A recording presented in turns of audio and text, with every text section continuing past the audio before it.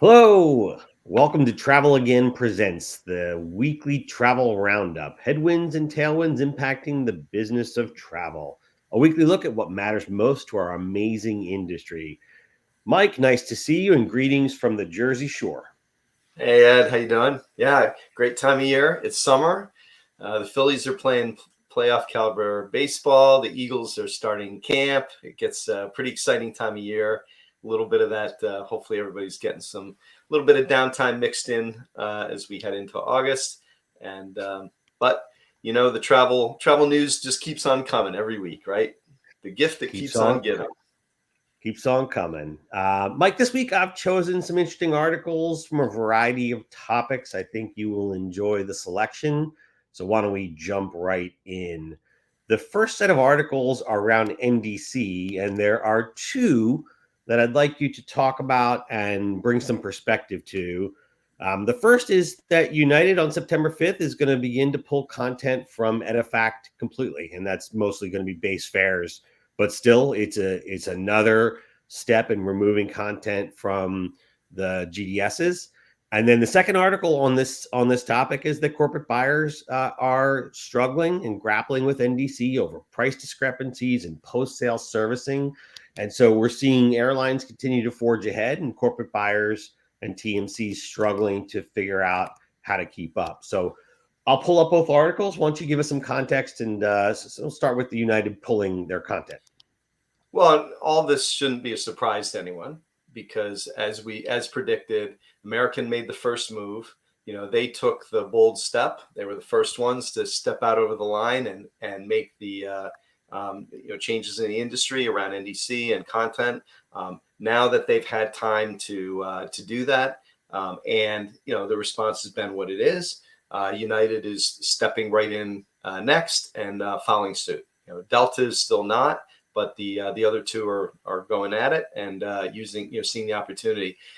One of the other things too, if you saw the earnings from the second quarter and some of the analysis around distribution costs, American lowered their distribution costs during that period. Everyone still had healthy earnings, and I think that's starting to settle in, but it's not without pain. Change is hard. Our industry is complex, as you know. Distribution is very complex. Everyone comes in and thinks that it should be, revolutionized and changed and, all that. But there's still a lot of dependencies that have to be addressed. And, even with everyone's best effort to do so, you're going to have issues. The price discrepancy part is on purpose, right? Because Americans made it very clear that they're going to make everything available through an NDC channel, and the older channels that they call the Edifact channels, which is basically the traditional agency GDS channels, et cetera, right, are not going to have all the same content. They made that very clear. It's intentional. It's not a technological issue. It's a business issue.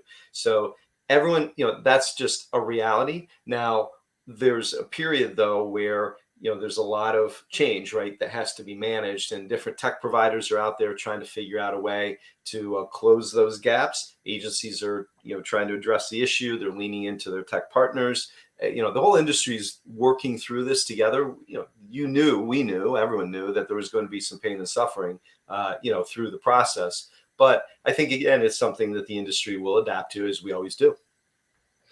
What about for leisure travelers? As we often talk about NDC in the corporate Yeah. kind of sector, what about impact in leisure, or is there any?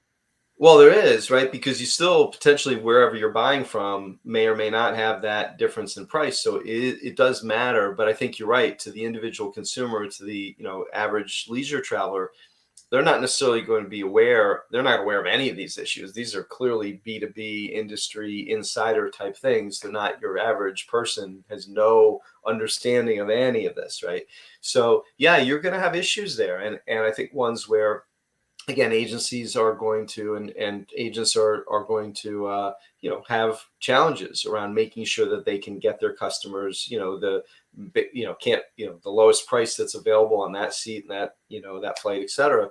And so again, we're in a mode where a lot of that business is self-serve, as we know, right, done through a lot of the the OTA channels, etc. So their willingness and ability to keep up and access all the NDC content is going to be really important. So again, a lot of changes. Some of the agencies are just accepting the fact that for a period of time there may be a price difference that they have to live with their customers. And frankly, depending on the customer, they may be brand loyal to their agent, in whoever form that takes, whether it's again, one of the big online players, or whether it's a local mom and pop agent that they've always gone to. They may just accept the fact that, like, hey, look, they're getting me the best price they can. I'm going to be okay with that. If it's a few dollars difference, again, I'm not going to worry about it. Again, it a lot depends, right? But we are in this whole transition migration period.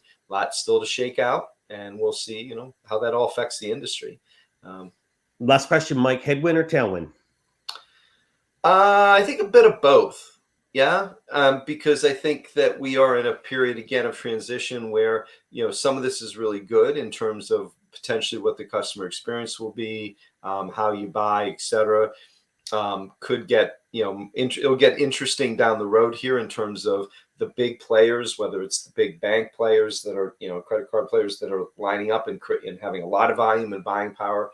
Whether people are going direct, do they still want to go through it?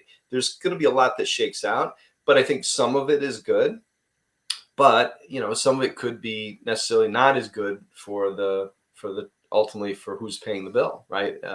Because again, the intention of the airlines is to maximize profit, right? So they're always looking a way to charge more for the flight, for the service, right? Okay. We're going to move on to a different topic. This one I found on TikTok, but I did go and verify it from an actual news source. And so, Mike, this one is about a new. You don't get all your news from TikTok. I get a lot of my news from TikTok, but I do verify. This one's about a new trust but verify, right? Trust but verify. This is a new entry requirement for entering 30 countries as a part of the EU. And I was surprised to see it. Tell me about what you know about it. And this feels like a little bit of a win to me. So tell us what you think. Yeah, so I think, look, here we're talking about a new policy that was basically was introduced I don't know 3 or 4 years ago, and then it just kept getting kicked. The can get kicked down the road, as they say, right?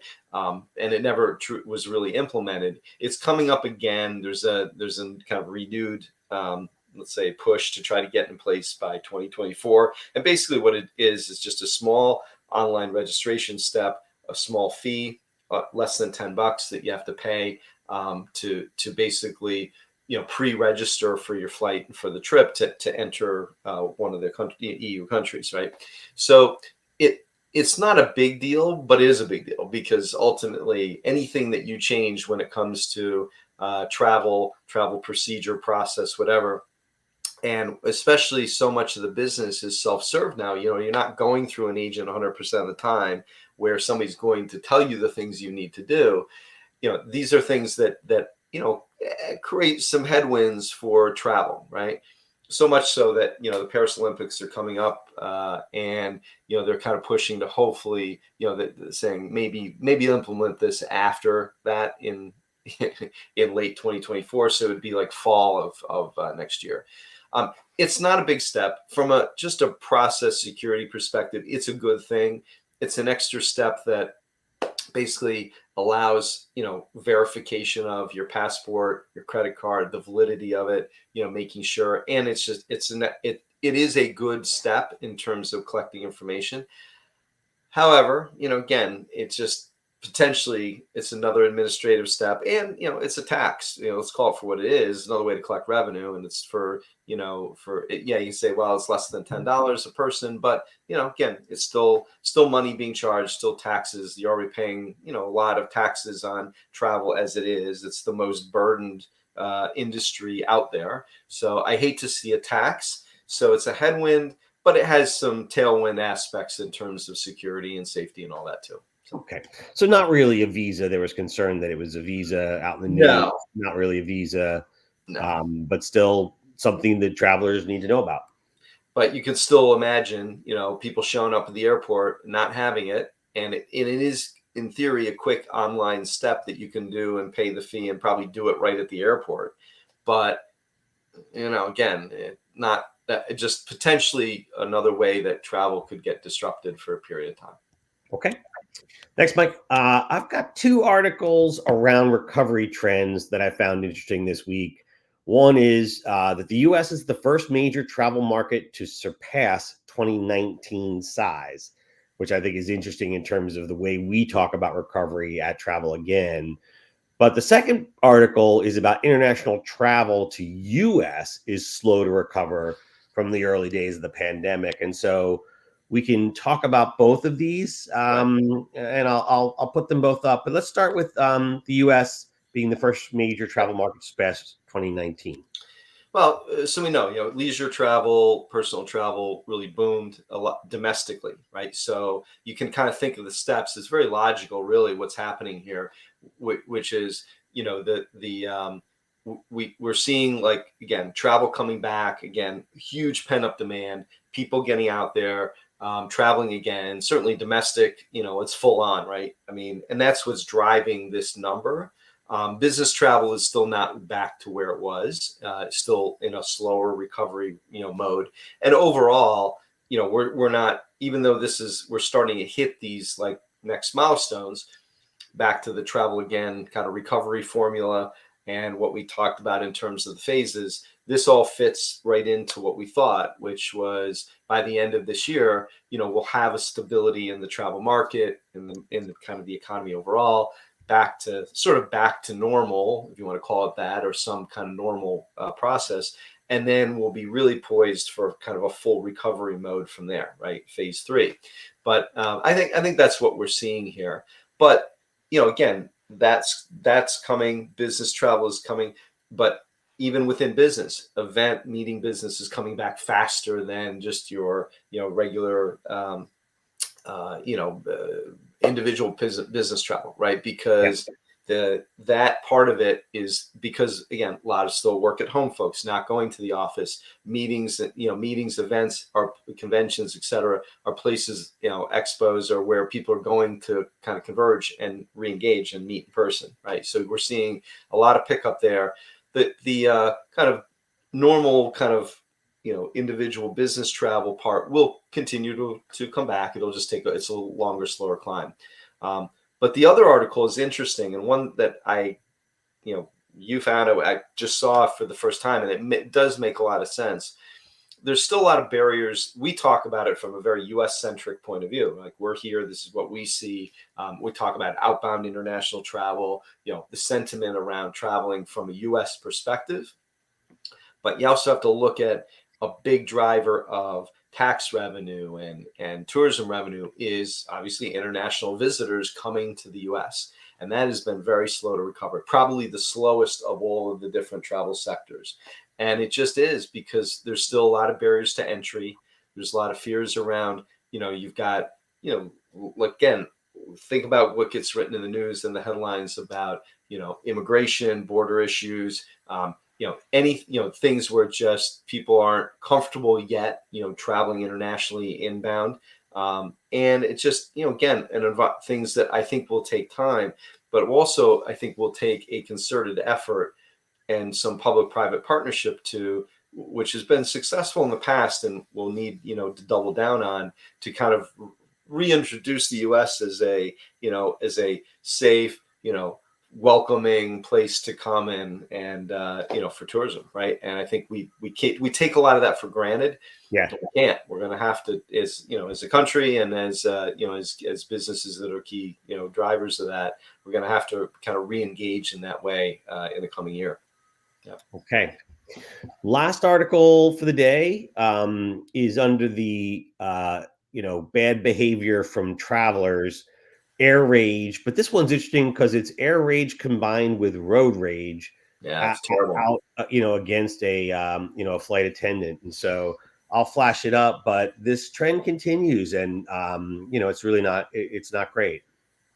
Yeah, I mean, it's hard. Sometimes you look at some of these events, and if you really monitor the news, as we do, you see like a steady trend of, unfortunately, of like you said, air rage, bad behavior of passengers. You see, the conflict that you see between, the kind of the front lines at the airport on the airplanes, right? But then this one really crossed the line. This was, again, where you had a flight attendant who was literally, targeted and profiled and tracked down, and was in a horrible way, was lives was threatened, right? And she went on TikTok, did a video, and really expressed her views. And sometimes you look at these and you say, well, is it just because today now there's so many more ways that this can be, basically people can put stuff on social media, it can be communicated. Is it more happening more often, or just we're hearing more about it? And I think it's both. I mean, I do think this is one of the unfortunate, kind of aftermath of the pandemic, and but I see people, you see this level of frustration. I think it's so easy for travelers to somehow make it personal about the people who are just trying to do their jobs and do them well.